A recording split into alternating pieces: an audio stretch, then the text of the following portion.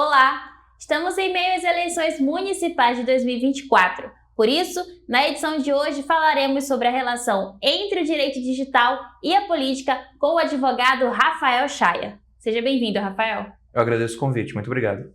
Rafael, primeiramente, em tempo de eleições, como diferenciar a liberdade de expressão a um ataque a um candidato? Essa é uma pergunta extremamente importante, porque quando a gente fala em liberdade de expressão, a gente tem que lembrar da base constitucional do direito. É garantida a liberdade de pensamento sendo vedado o anonimato. Por que se veda o anonimato?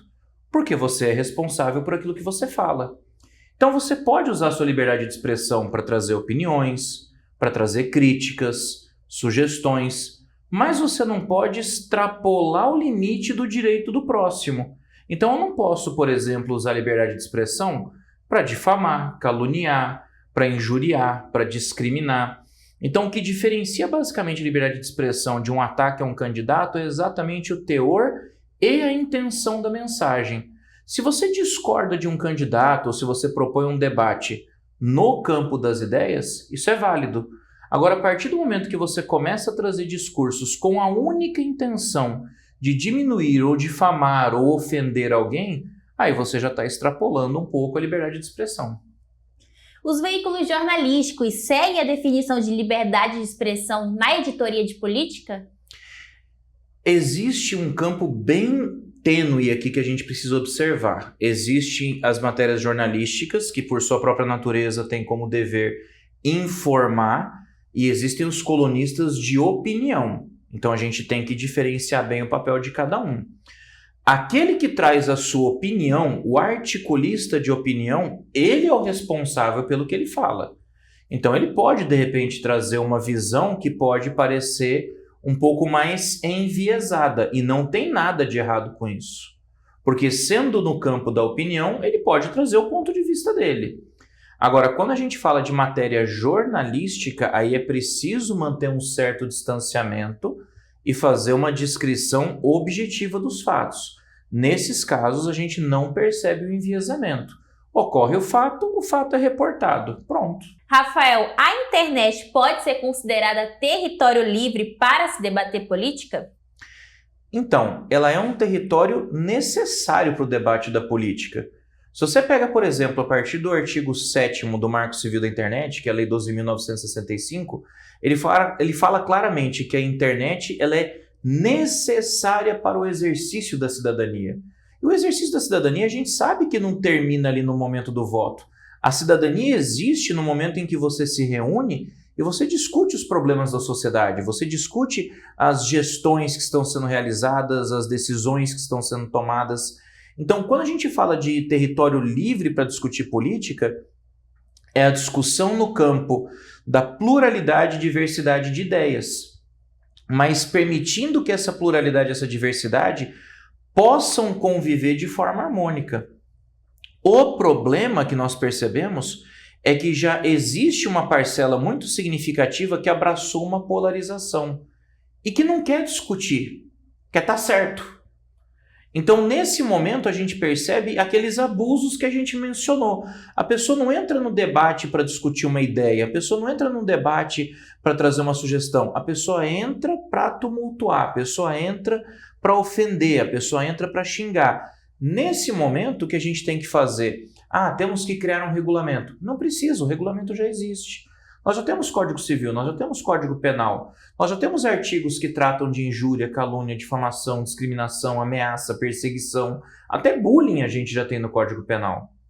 Então, aplica-se a lei que já existe, responsabiliza-se a pessoa pelo que ela falar e permite-se a manutenção do espaço livre para que aqueles que querem conversar possam conversar. E dessa forma promover as mudanças que a sociedade precisa. As redes sociais trabalham muito com a inteligência artificial. A IA pode atrapalhar a campanha política na internet? Pode e infelizmente já está atrapalhando em alguns aspectos. A gente viu que o TSE publicou as regras para as eleições de 2024, estabelecendo a proibição para o uso da inteligência artificial para prejudicar concorrentes. Ou seja, não é que ela proibiu a IA, ela proibiu a IA para ser utilizada de forma ruim. Se eu quiser utilizar uma inteligência artificial para fazer um jingle, para fazer uma imagem, um mascote, eu posso, não tem problema. O que eu não posso é usar a inteligência artificial, por exemplo, para utilizar um deepfake para montar um vídeo que não é real para acusar o meu adversário de ter feito algo que ele não fez. Ou o que tem acontecido muito na prática, infelizmente, áudios manipulados para fazer parecer que alguém falou algo que na verdade não falou.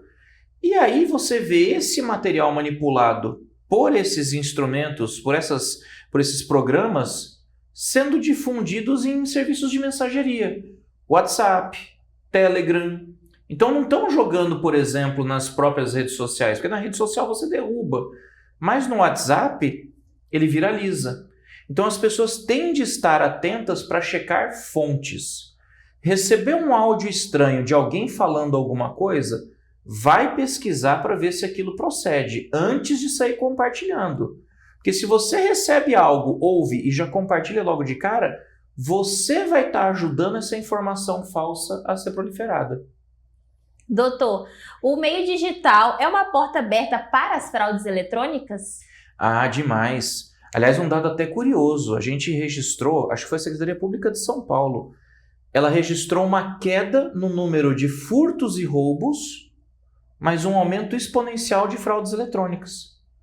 Então, o próprio criminoso ele está deixando de ir para a rua, furtar, para ficar em casa no celular mandando mensagens fraudulentas para as vítimas. Porque ele ganha no volume.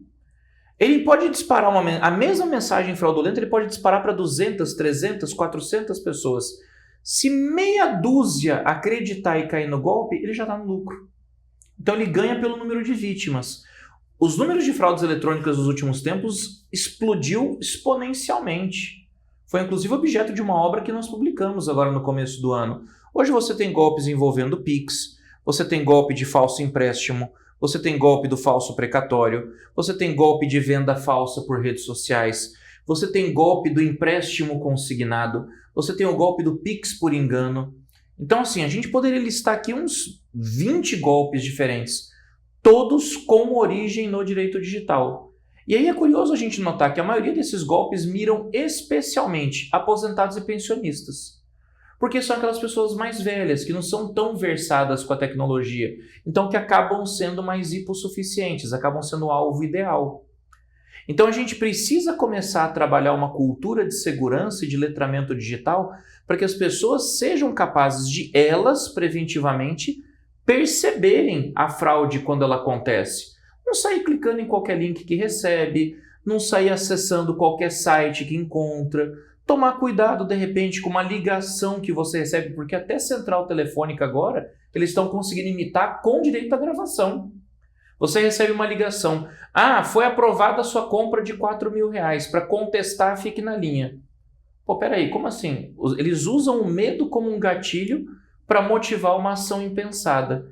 E milhões de brasileiros estão caindo nessas fraudes todos os anos. É algo extremamente preocupante. Rafael, nós agradecemos a sua participação. Fique à vontade para suas considerações finais.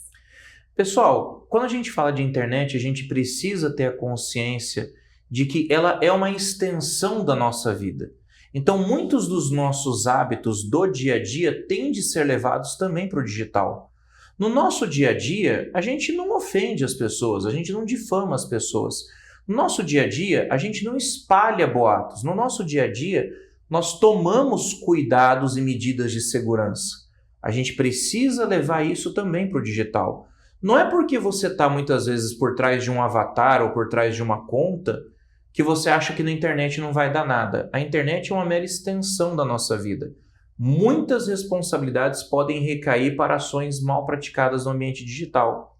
Então, pensar antes de compartilhar um conteúdo, verificar a veracidade de uma informação antes de divulgá-la e, especialmente, tomar cuidado com conteúdos que você recebe, pois podem ser utilizados para manipular a sua opinião ou ainda serem usados como porta de abertura para uma fraude que visa ter você como vítima.